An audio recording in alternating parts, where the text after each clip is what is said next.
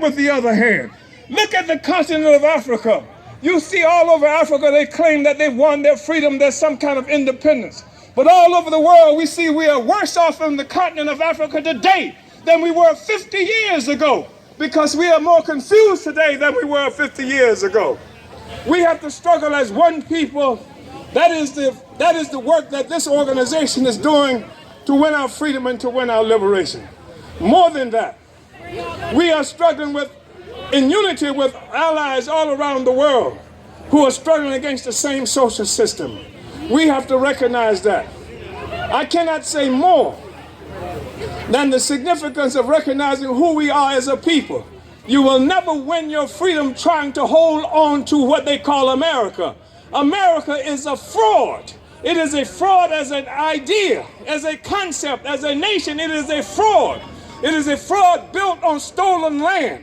There are people in concentration camps called reservations today whose lifespan is in the 40s on this land, their land, that Europeans escaped Europe in poverty and oppression and came here and took the land from them and now built an incredible existence for themselves at their expense. People all around the world are fighting back. Africans must fight too. There's one thing I would like to ask you to participate in, because it's a huge struggle, this whole concept of racism that we are supposed to be fighting against the ideas in the heads of white people, the understanding that we are fighting against colonialism. Colonialism, that is when a country, a power, takes absolute control over your lives. That's colonialism. You can fight against colonialism and win. At least you know what you're fighting for and fighting against. How do you know when you won the struggle against racism? Does somebody come out and wave a white flag and say they surrender? Of course not. To struggle against racism is to be involved in an ongoing process of trying to perfect America.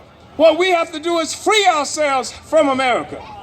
Right now, we have sent to the United Nations a petition that we want you to join in with, charging the United States with genocide against African people here in this country.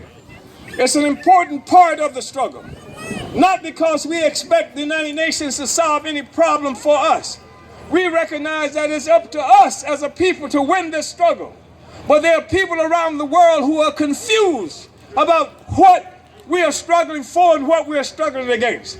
They're confused because they saw you running out supporting imperialism in the form of Barack Hussein Obama. They saw you, black people, who are cheering America now, even as America is bombing them in Palestine or Pakistan, supporting the bombing and killing of them in Palestine. As America is bombing them in Afghanistan and Iraq. As America is trying to keep the people in Venezuela and South America from having their resources, they saw black people supporting America because they support Barack Hussein Obama. America did not change because that Negro got elected. In fact, that Negro had to be the worst person on earth in order to be able to represent America. White power would not allow Obama to represent them unless they were sure that he was willing to commit the worst kinds of crimes against black people. What is our situation today after his election? Have you seen any progress for black people? Have you heard Obama say one thing about black people? To support black people, not a single thing. Only time Obama said something was when he was afraid of what you were going to do. When that white man walked into that church in Charleston, South Carolina, and gunned down those 9 African people, he was so concerned about what you were going to do that he hopped on an airplane and ran to the church and sang Amazing Grace. But up until then, you haven't heard a thing from him. Obama said he's concerned now about what the police are doing in our communities. But he didn't tell you that his vice president, Joe Biden, is the one who wrote the omnibus crime bill that put 100,000 new police on the streets precisely for the purpose of killing the Mike Browns and Tamir Rices in this country. He didn't tell you that. Obama said he's concerned about our poverty. But he didn't tell you. It was the chairman of his election campaign, Penny Pritzker, out of Chicago, a hustler, a woman who was a banker in Chicago, who created the so-called subprime mortgage. There was no such thing as subprime mortgage until Penny Pritzker created it. And that's the thing that has resulted in the greatest loss in black resources since slavery. But he didn't tell you that. Obama is not for you. America is not for you. We are going to have to be for ourselves. And to be for ourselves means we have to know who the hell we are. We were Africans when we got on the boat in Africa. We were Africans when we got off the boat here. Africans then, Africans now. Africa must struggle to win our freedom.